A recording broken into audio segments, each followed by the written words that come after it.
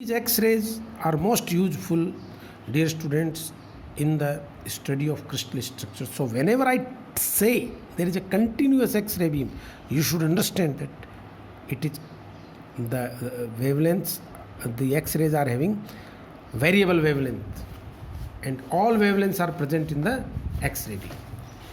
Now the second method, sometimes I would like to tell you, this continuous X-ray beam is also called white beam of X-rays. Now the next method is rotating crystal method. In this method, it is applicable to a single crystal which is rotated about a fixed axis. Suppose this is a crystal in my hand and X-rays are coming from my left hand towards this crystal. Now what I do? I start rotating it like this. This is how this will rotate. If this is the beam of X-ray, the crystal will begin to rotate using a goniometer. Of course, it is a very slow movement, slow rotation.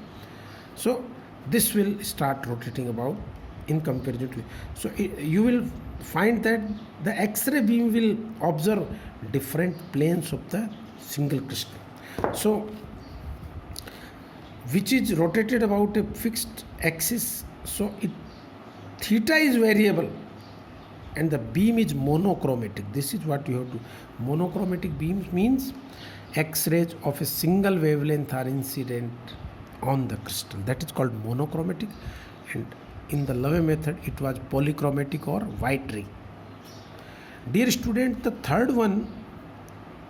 third method is powder method. In this method, rather than having a single crystal, we use, because I tell you here, it is my duty to tell you that talking of a single crystal is very simple, but making and obtaining a single crystal is very costly affair.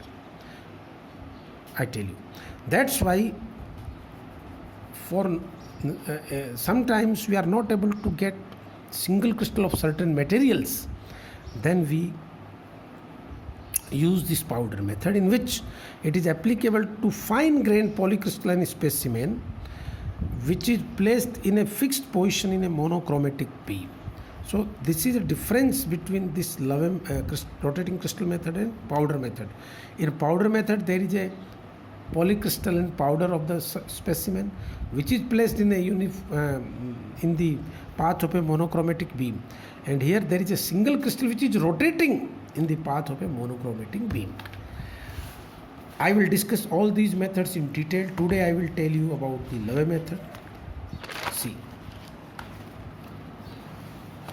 as I told you, in the Love method, this is the specimen crystal. Here this is the specimen crystal, a beam of variable wavelength, that is containing all wavelengths of X-ray, is incident here, and the photographic plate has been placed after the crystal. It means we are for this photographic plate, this crystal is behaving as a transmission grating, and the same thing can be studied if you place this photographic plate before the crystal. Then it will behave as a reflection grating, and we are able to record the diffraction pattern on this photographic plate for both diffracted or reflected X-rays. I would like to tell you, there is both are important. You can get the same information using both X-ray diffraction patterns. Now I tell you, as shown, a beam with continuous range of wavelength, this is the beam, falls upon a small crystal, and the diffracted or back reflected beams are recorded. This is diffracted and back scattered. Both diagrams I have sketched for you for your knowledge on a photographic plate placed by a small distance of few centimeters. This distance is not too large as it is shown in the diagram. X-rays are produced by a tungsten target, and voltage used is 65,100 volt. So you can have an idea that what is the lambda minimum of X-ray cutoff wavelength. That is 12,400 upon 6500 angstrom, that is nearly 1 by 5, so it is 0.2 angstrom, the minimum wavelength nearly. Now the various crystal planes reflect the various crystal planes reflect the X-rays as if they constituted a large number of mirrors set at different angles, and diffraction condition 2D sine theta equals to n lambda. Whenever satisfied, it causes a diffraction maximum. Remember, what is the meaning of it? Since this X-ray beam is containing all possible wavelengths, and this crystal is having different crystals, so they will behave as mirrors of certain orientation, such that whenever 2D sine theta equal to n lambda is satisfied, lambda is variable, theta is variable, for different values of d, there will be satisfaction of this equation. So although the angles theta is fixed, due to it we use continuous X-ray so that each plane reflects appropriate wavelength.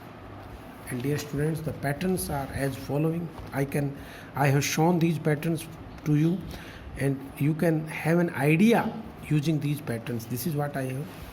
This is a nice thing to understand, that if the diffraction pattern is here, I have written that the resultant image is recorded on a photographic plate, which I already told you.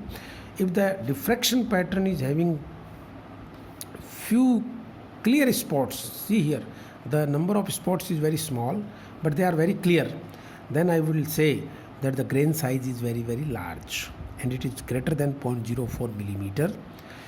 If the pattern is again having clear spots, but they are very close to each other, you can easily distinguish between them, then the grain size is greater than is of the order of 0.004 millimeter. And if the pattern becomes a continuous line, you can say, of course these are ring type diffraction patterns, then I would conclude that the grain size is of the order of 0.0004 millimeter, very small, very fine powder it is.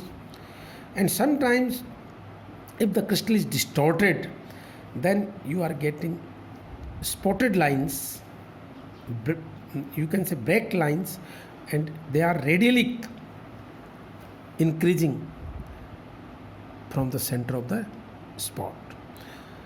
So I can conclude this from this particular things, that the deduction of the crystal structure from the appearance of Loewe photograph is a complicated process.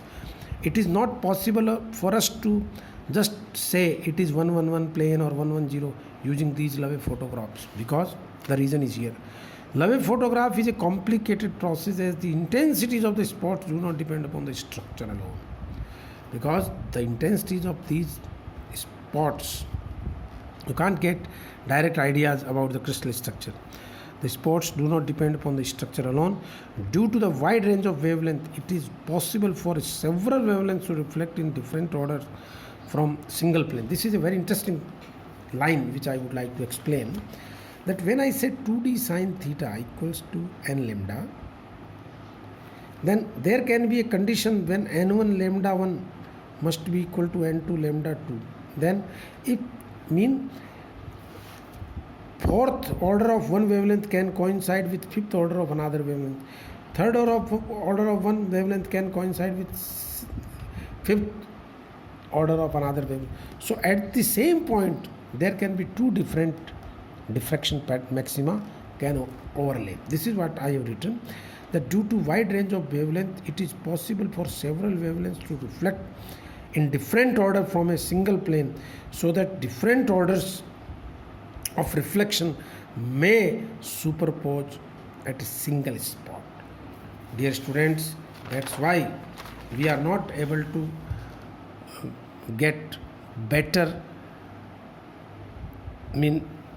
desired crystalline results from this Loewe method. Tomorrow I shall discuss the rotating crystal method and its importance. Thank you.